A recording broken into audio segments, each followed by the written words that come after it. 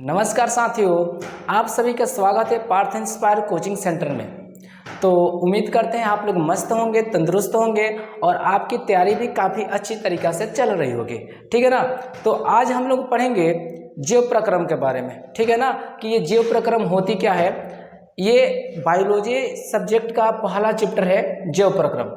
अगर इसको देखा जाए तो ये परीक्षा की दृष्टि से काफ़ी इंपॉर्टेंट होते हैं। इससे बहुत सारे ऑब्जेक्टिव क्वेश्चन और सब्जेक्टिव क्वेश्चन से पूछे जाते हैं। ठीक है ना। तो इसको बहुत बढ़िया तरीक़ा से पढ़ेंगे और आप लोग कॉपी और कलम लेकर के बैठ जाइए। जो भी इसमें VVI पॉइंट लिखवाएंगे उसको आप लोग नोट करते चलिएगा। ठीक है। तो सबसे पहले जानते हैं जीव प्रक्रम क्या होती है। ठीक है ना। तो जीव प्रक्रम चूंकि सजीवों में होती है तो सबसे पहले हमें जानना होगा कि ये सजीव और निर्जीव क्या होते हैं। ठीक है ना। सजीव और निर्जीव क्या होते हैं, इनमें क्या अंतर होती है, उसको सबसे पहले हम लोग जानेंगे। ठीक है। तो एक तरफ लिख देते हैं बाबू सजीव और दूसरी तरफ होती है निर्जीव। तो इन सजीव और निर्जीवों में क्या होती है, तो सजीव और निर्जीवों में मुख्य रूप से 5 अंतर होती है।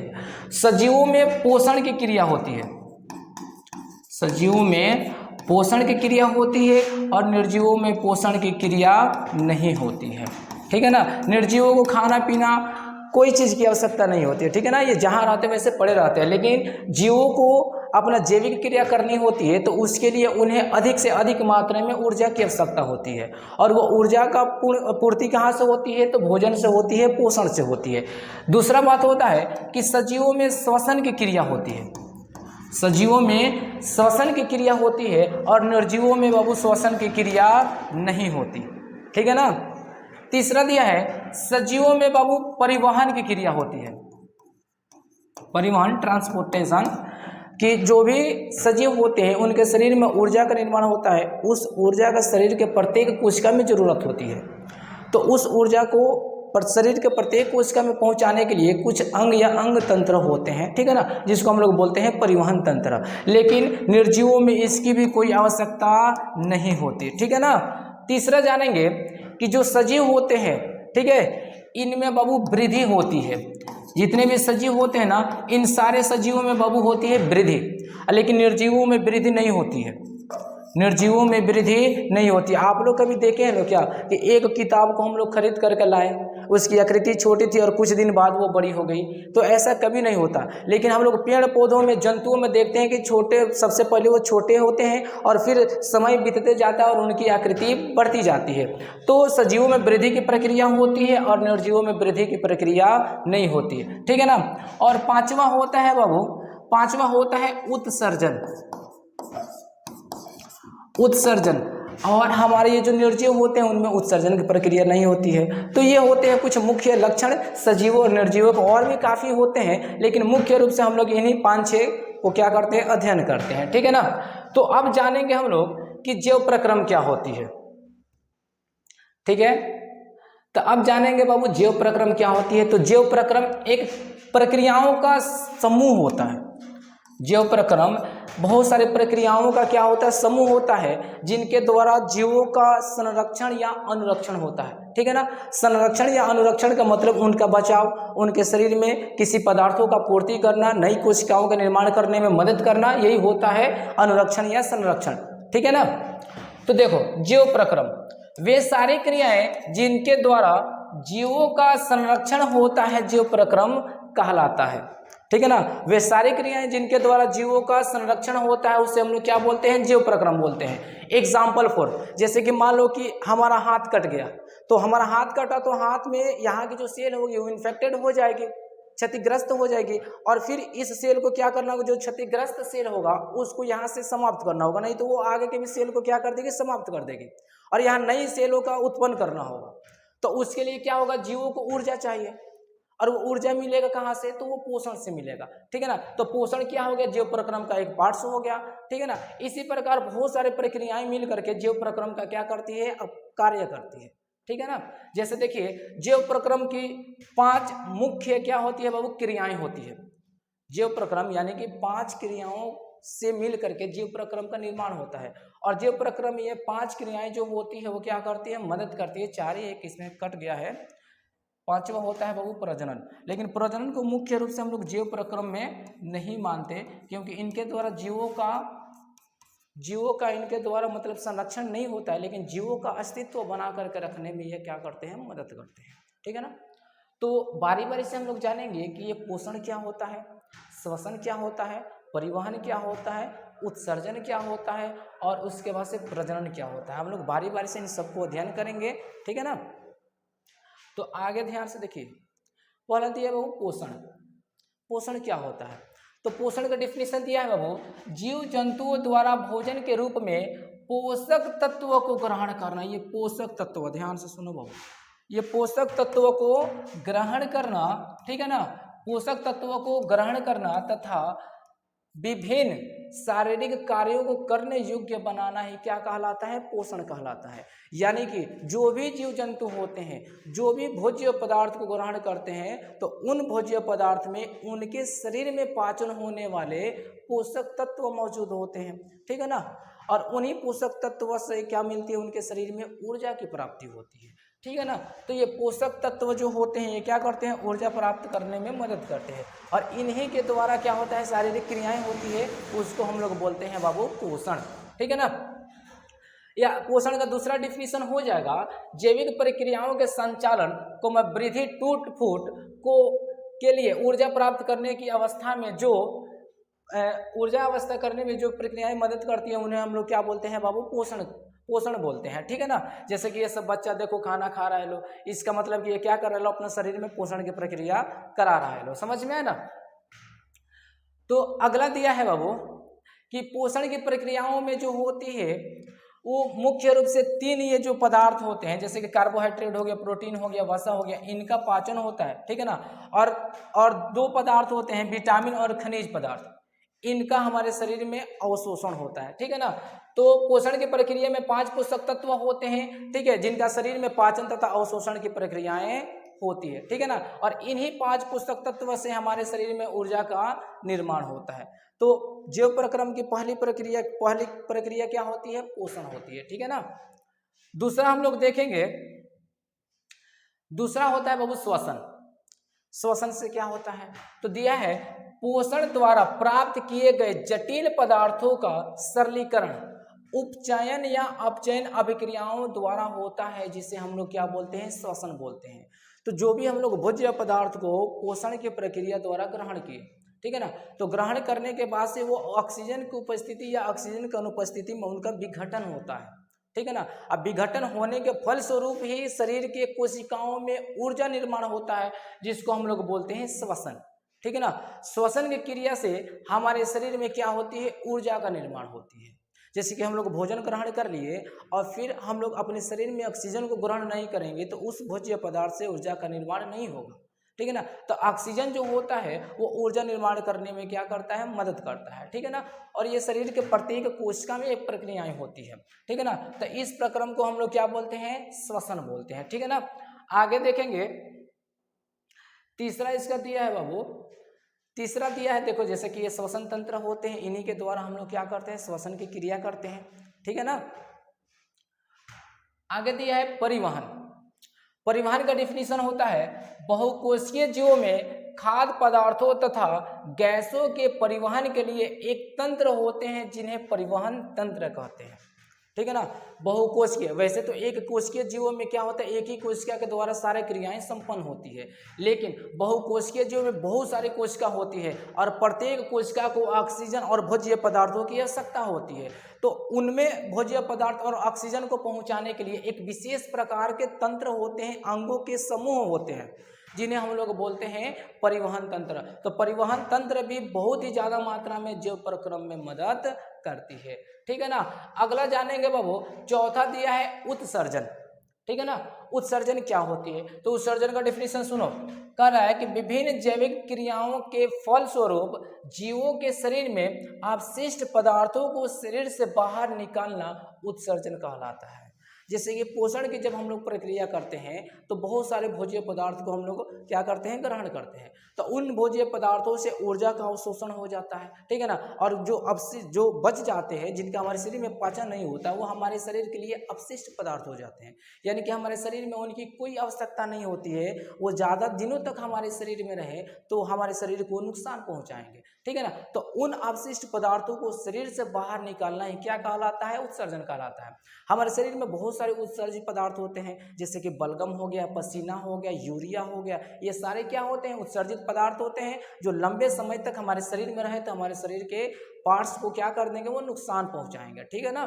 तो ये होता है उत्सर्जन। उत्सर्जन की प्रक्रिया जो होती है वो सारे जीवों में होती है, सारे सजीवों में होती है, ठीक है ना। जैसे कि दिया है उत्सर्जित पदार्थ, जैसे कि यूरिया हो गया, कार्बन डाइऑक्साइड हो गया, अमोनिया हो गया, यूरिक अम्ल हो गया, तथा कुछ नाइट्रोजनी यौगिक होते हैं, ये क्या होते हैं, उत्सर्जित पदार्थ होते हैं, ठीक है ना। तो वही दिया है, इन पदार्थों को उत्सर्जित पदार्थ कहते हैं, जो हमारे शरीर से बाहर निकलते हैं उन पदार्थों को क्या बोला जाता है, उत्सर्जित पदार्थ बोला जाता है, ठीक है ना। ये वृक्क के द्वारा यूरिया का क्या होता है, उत्सर्जन होता है हमारे शरीर से। आगे दिया है वो जनन या प्रजनन। अगर वैसे देखें तो जनन को ना हम लोग कोई मुख्य रूप से जीव प्रक्रम में शामिल नहीं करते, लेकिन जीवों का अस्तित्व को कायम करने के लिए ये जनन की प्रक्रिया काफ़ी महत्वपूर्ण है। अगर जनन की प्रक्रिया जीवों में नहीं होती है तो एक समय बाद जीवों का अस्तित्व जो है वो पूरे ब्रह्मांड से, पूरे पृथ्वी से क्या हो जाएंगे, समाप्त हो जाएंगे। तो जीव प्रजनन या जीव प्रजनन भी क्या होता है, अरे जीव प्रजनन भी क्या होता है कि ये जीव प्रक्रम में मदद करता है, ठीक है। दिया है जीवों के अस्तित्व को कायम रखने के लिए प्रजनन की प्रक्रिया आवश्यक होती है, यानी कि पृथ्वी पर जीव जंतुओं को बनाए रखने के लिए, उनकी प्रजातियों को बनाए रखने के लिए ये जनन की जो प्रक्रिया होती है वो काफ़ी आवश्यक होती है, ठीक है ना। आगे जानेंगे कि ये पोषण जो होते हैं, पोषण का तो डेफिनेशन पता हो गया कि पोषण क्या होते हैं। अब पोषण ये कितने प्रकार के होते हैं, इसके अंतर्गत कौन कौन सी क्रियाएं होती है, कौन कौन से जीवों को पोषण के किस प्रकार में रखा गया उसको जानेंगे। देखिए कह रहे हैं पोषण के विविध मुख्य रूप से 2 प्रकार की होती है, यानी कि पोषण की जो प्रक्रिया होती है वो मुख्य रूप से 2 प्रकार की होती है। पहला होता है बाबू स्वपोषण और दूसरा होता है परपोषण। पहला होता है स्वपोषण, दूसरा होता है परपोषण, ठीक है ना। अब देखेंगे कि ये स्वपोषण क्या होता है, ठीक है ना। तो दिया है वैसे जीव जो भोजन के लिए किसी दूसरे जीव पर निर्भर ना हो, अपना भोजन स्वयं संश्लेषित करता हो, क्या कहलाता है, स्वपोषी या स्वपोषण कहलाता है। सीधा सिंपल हुआ कि वैसे जीव जो अपने भोजन के लिए किसी दूसरे जीव पर निर्भर नहीं होता है, वो अपना भोजन स्वयं संश्लेषित करता है, वैसे जीवों को हम लोग बोलते हैं स्वपोषी जीव, या इस प्रकार के पोषण को हम लोग स्वपोषण के नाम से जानते हैं, ठीक है ना। जैसे कौन कौन से जीव होते हैं जो स्वपोषण की प्रक्रिया करते हैं, तो पहला हो गया बाबू हरे पेड़ पौधे होते हैं, कुछ नील हरित शैवाल होते हैं, वो अपना भोजन क्या करते हैं, स्वयं संश्लेषित करते हैं, ठीक है ना। जैसे यहाँ पे देखिए ये पेड़ पौधा हो गए, ये पेड़ पौधा भोजन के लिए किसी दूसरे जीव पर निर्भर नहीं होते, ये अपना भोजन स्वयं संश्लेषित करते हैं, ठीक है ना। हमारे वायुमंडल में कच्ची सामग्रियाँ जो होती है ना, जैसे कार्बन डाइऑक्साइड हो गया, जल हो गया, ठीक है ना जी, खनिज लवण हो गए, सूर्य का प्रकाश हो गए, इन सब पदार्थों को लेकर के ये अपना भोजन को संश्लेषित करते हैं, ठीक है ना। आगे दिया है कि सभी हरे पेड़ पौधे स्वपोषी होते हैं, ठीक है ना। उसके बाद से हरित लवक या क्लोरोप्लास्ट वर्ण के कारण पेड़ पौधे हरे दिखाई देते हैं। जैसे कि आप लोगों को पता है कि पेड़ पौधे जो होते हैं वो हरे दिखाई देते हैं, और हरे दिखाई देते हैं तो किसके वजह से हरे दिखाई देते हैं, तो क्लोरोप्लास्ट या क्लोरोफिल के वजह से पेड़ पौधे कैसे दिखाई देते हैं, हरे दिखाई देते हैं।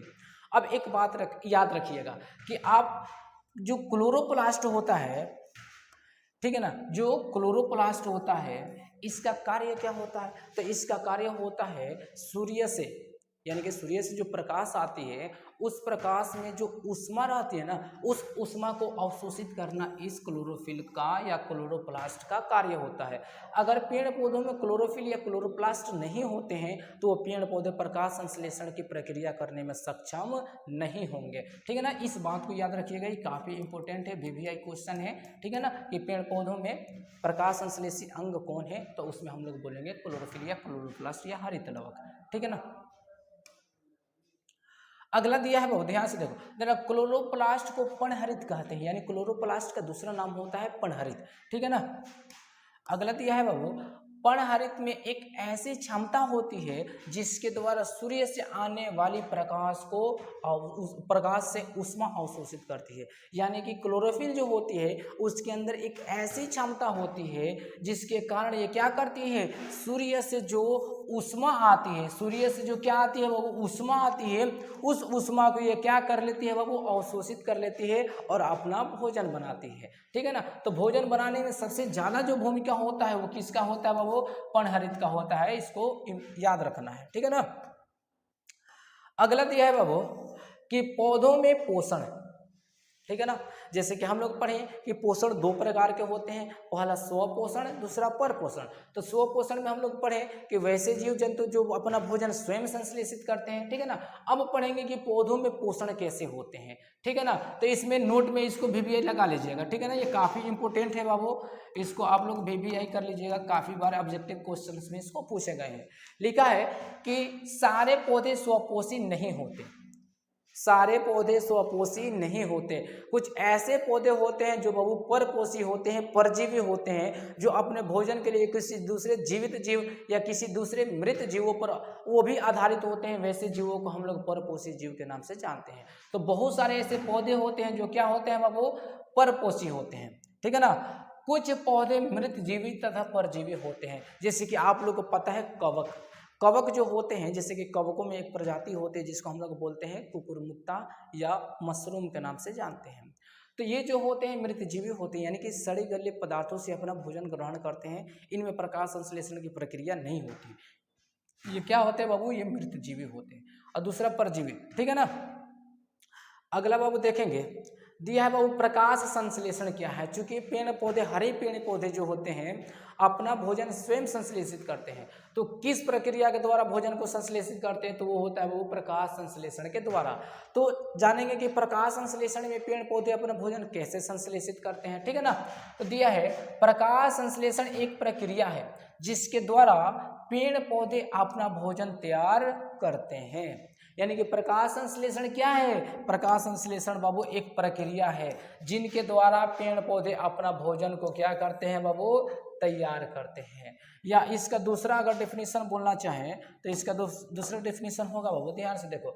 जब पेड़ पौधे क्लोरोफिल तथा सूर्य प्रकाश की उपस्थिति में वायुमंडल से कार्बन डाइऑक्साइड और जमीन से जल तथा खनिज लवण लेकर अपना भोजन तैयार करता है, तो उस प्रक्रिया को हम लोग प्रकाश संश्लेषण कहते हैं। ठीक है ना। तो प्रकाश संश्लेषण में क्लोरोफिल का होना अनिवार्य है। ठीक है ना। क्लोरोफिल नहीं रहेगा तो प्रकाश संश्लेषण की प्रक्रिया नहीं होगा। और उसके साथ कार्बन डाइऑक्साइड होना चाहिए, उसके बाद से जल तथा खनिज लवण होगा, तो सूर्य के प्रकाश की उपस्थिति में ये लोग अपना भोजन स्वयं संश्लेषित कर लेंगे। और इस संपूर्ण प्रक्रिया को हम लोग प्रकाश संश्लेषण कहते हैं। आगे देखेंगे बाबू, यहाँ पर देखो, यहाँ पर आप लोग को दिखाई दे रहा होगा कि एक छोटा सा पौधा है। ठीक है ना। और ये पौधा क्या कर रहा है बाबू, अपना प्रकाश संश्लेषण का प्रक्रिया कर रहा है। ये पौधा क्या कर रहा है बाबू, प्रकाश संश्लेषण का ये प्रक्रिया कर रहा है। तो प्रकाश संश्लेषण का प्रक्रिया कैसे कर रहा है, तो देखो ये आप लोग को हरे दिखाई दे रहा होगा। ठीक है ना। ये हरा दिखाई दे रहा है तो किसके वजह से दिखाई दे रहा है बाबू, तो क्लोरोफिल के वजह से यह हरा दिखाई दे रहा है। ठीक है ना। और क्लोरोफिल के अंदर क्या होती है बाबू, एक क्षमता होती है जिससे यह ऊष्मा को क्या कर लेता है, ऑब्जर्व कर लेता है, अवशोषित कर लेता है। अब देखो, अब ये पेड़ पौधा क्या किया कि सूर्य से प्रकाश ले लिया। सूर्य से क्या ले लिया बाबू, सूर्य से ये प्रकाश ले लिया। ठीक है ना। और ये हमारा इसके चारों ओर क्या है बाबू, वायुमंडल है। इसके चारों ओर क्या है, वायुमंडल है। ठीक है ना। और वायुमंडल से क्या ले लिया, कार्बन डाइऑक्साइड CO2 ले लिया। ठीक है ना। CO2 ले लिया। अब देखो इसके जमीन के अंदर यहाँ पे इसके जड़ें दिखाई दे रहे होंगे। इस जमीन के अंदर से ये जल को क्या कर लिया बाबू, अवशोषित कर लिया। जल को क्या किया, अवशोषित किया। और जल को अवशोषित किया तो इस जल में मिले हुए हैं बाबू खनिज पदार्थ। इस जल में क्या मिले हुए हैं, खनिज पदार्थ मिले हुए हैं। ठीक है। और इनको क्या किया कि अपने ये जाइलम के द्वारा इनको पत्ती में पहुंचा दिया। और पत्ती फिर क्या किया, अपना प्रकाश संश्लेषण का प्रक्रिया करके कार्बोहाइड्रेट या ऊर्जा क्या कर लिया, तैयार कर लिया। ठीक है ना। तो इस प्रकार क्या होती है, पेड़ पौधा जो होती है अपना प्रकाश संश्लेषण का प्रक्रिया करती है। ठीक है ना। आगे देखेंगे बाबू, आगे देखिए, इस प्रक्रिया में अकार्बनिक पदार्थों को कार्बनिक पदार्थों यानी कि ग्लूकोज में परिवर्तित किया जाता है। यानी कि जो पेड़ पौधा होता है हमारे वायुमंडल में उपस्थित अकार्बनिक पदार्थ को प्रकाश संश्लेषण के माध्यम से कार्बनिक पदार्थ में परिवर्तित कर देता है और उस कार्बनिक पदार्थ का उपयोग वो अपने ऊर्जा उत्पादन के लिए करता है। ठीक है ना। आगे देखेंगे बाबू कि दिया है, इस प्रक्रिया द्वारा ग्लूकोज यानी कि कार्बोहाइड्रेट जलवाष्प के साथ CO2 का निर्माण होता है। जब प्रकाश संश्लेषण की प्रक्रिया होती है तो प्रक्रिया के उपरांत किन किन पदार्थों का निर्माण होता है, तो सबसे पहले ध्यान दो, सबसे पहले बनता है बाबू ग्लूकोज। ठीक है ना, जिसको हम लोग क्या करते हैं, एनर्जी के लिए यूज करते हैं। ठीक है ना, सबसे पहले बनता है ग्लूकोज और ग्लूकोज को हम लोग बोलते हैं कार्बोहाइड्रेट। ठीक है ना, उसके बाद से जलवाष्प बनता है। अब कहिएगा कि सर जलवाष्प कैसे बनता है, तो आप लोग कभी कभी महसूस कीजिएगा ठंडी के गर्मी के मौसम में कि जब आप लोग पेड़ पौधा के पास जाइएगा तो वहाँ पे ठंडक महसूस होती है, और वह ठंडक किसके वजह से महसूस होती है, तो जलवाष्प के वजह से महसूस होती है। क्योंकि दिन के समय में जो पेड़ पौधे होते हैं वो हमेशा क्या करते हैं, प्रकाश संश्लेषण की प्रक्रिया करते रहते हैं। ठीक है ना, तो प्रकाश संश्लेषण की प्रक्रिया के उपरांत उनके पत्तियों से हमेशा ऑक्सीजन के साथ जलवाष्प निकलती रहती है, जो वहाँ के एटमॉस्फेयर यानी कि वहाँ के वायुमंडल में वो मिल जाती है, जिससे वहाँ के जो वातावरण होते हैं वो काफ़ी क्या होते हैं, ठंडा होते हैं। ठीक है ना, उसके बाद से दिया है कि ऑक्सीजन का निर्माण होता है, जो हमारे लिए क्या होता है, काफ़ी महत्वपूर्ण होता है। ठीक है ना, तो ये होते हैं प्रकाश संश्लेषण के प्रक्रिया के उपरांत उत्पादक। ठीक है ना, आगे बाबू ध्यान से देखो, आगे दिया है प्रकाश संश्लेषण के रासायनिक सूत्र क्या होते हैं। ये काफ़ी इंपॉर्टेंट है बाबू, इसको VVI कर लेना सब। ठीक है ना, इसको VVI लगा लेना है, वेरी वेरी इंपॉर्टेंट, ये एग्जाम की दृष्टि से काफ़ी इंपॉर्टेंट है। ये क्वेश्चन कई बार पूछे जा चुके हैं। ठीक है ना, कि प्रकाश संश्लेषण के रासायनिक समीकरण क्या है, या पूछ देगा कि प्रकाश संश्लेषण के प्रक्रिया के उपरांत किन किन पदार्थों का निर्माण होता है, तो बाबू हम लोग लिखेंगे कार्बोहाइड्रेट, ठीक है ना, ऑक्सीजन और जलवाष्प का क्या होता है, निर्माण होता है। अब ध्यान से सुनो, पेड़ पौधे क्या करते हैं, CO2 कार्बन डाइऑक्साइड लेते हैं। ठीक है ना, और उसके बाद से जल लेते हैं, उसके बाद से यहाँ पर लेते हैं बाबू सूर्य के प्रकाश की उपस्थिति में, सूर्य प्रकाश की उपस्थिति में। ठीक है ना, और यहाँ पे बाबू क्लोरोफिल भी रहेंगे, क्योंकि क्लोरोफिल क्या करती है, वही तो सूर्य से उष्मा को अवशोषित करती है ना जी। तो क्लोरोफिल और सूर्य प्रकाश की उपस्थिति में जब ये क्या करेंगे, अपने प्रक्रिया करेंगे, तो इसके उपरांत C6H12O6 यानी कि कार्बोहाइड्रेट ग्लूकोज का निर्माण होगा, उसके बाद से ऑक्सीजन का निर्माण होगा और फिर जल का निर्माण होगा। ठीक है ना जी, इस प्रकार क्या होती है, प्रकाश संश्लेषण की रासायनिक समीकरण होती है, इसको याद रखना है।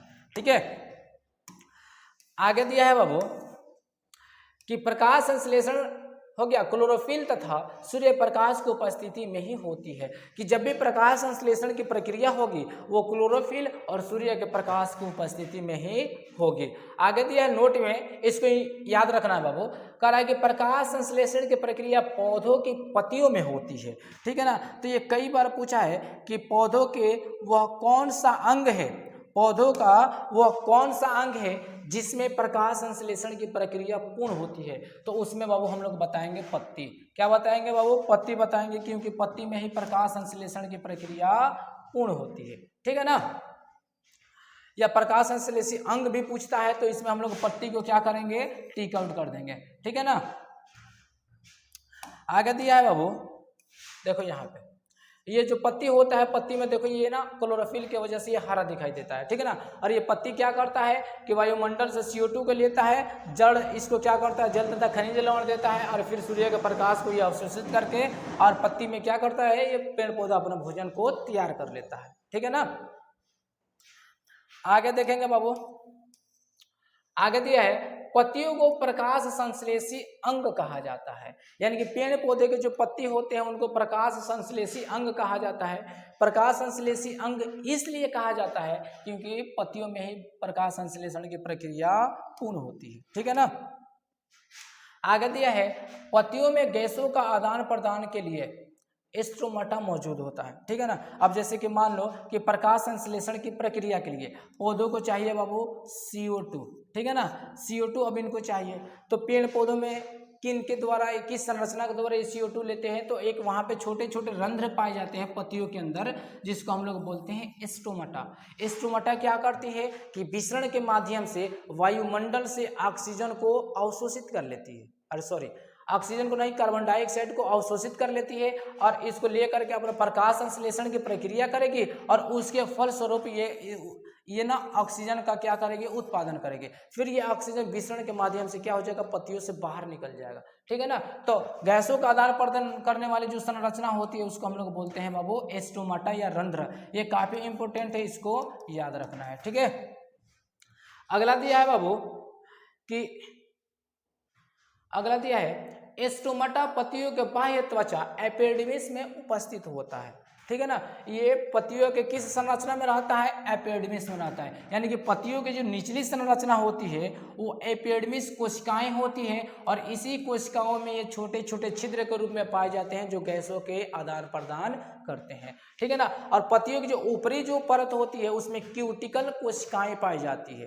ठीक है ना, जो ऊपर से क्या करती है, पौधों का संरक्षण करने का कार्य करती है। जैसे कि यहाँ पे ध्यान से देखिए, ये है स्टोमाटा का इमेज। ठीक है ना, ये स्टोमाटा है।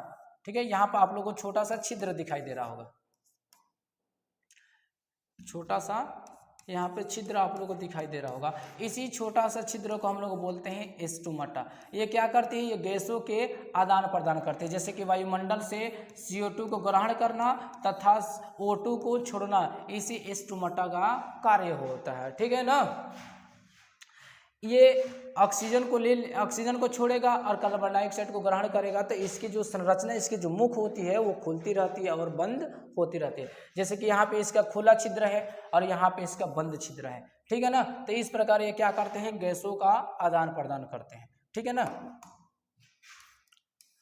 आगे देखेंगे बाबू, क्लोरोफिल अणुओं को प्रकाश संश्लेषी इकाई कहा जाता है। क्लोरोफिल अणुओं को क्या बोला जाता है बाबू, प्रकाश संश्लेषी इकाई बोला जाता है, क्योंकि सबसे ज्यादा कोई महत्वपूर्ण होता है तो क्लोरोफिल होता है, क्योंकि क्लोरोफिल ही क्या करता है, सूर्य से ऊष्मा को अवशोषित करता है, प्रकाश संश्लेषण को परिपूर्ण बनाता है। ठीक है ना।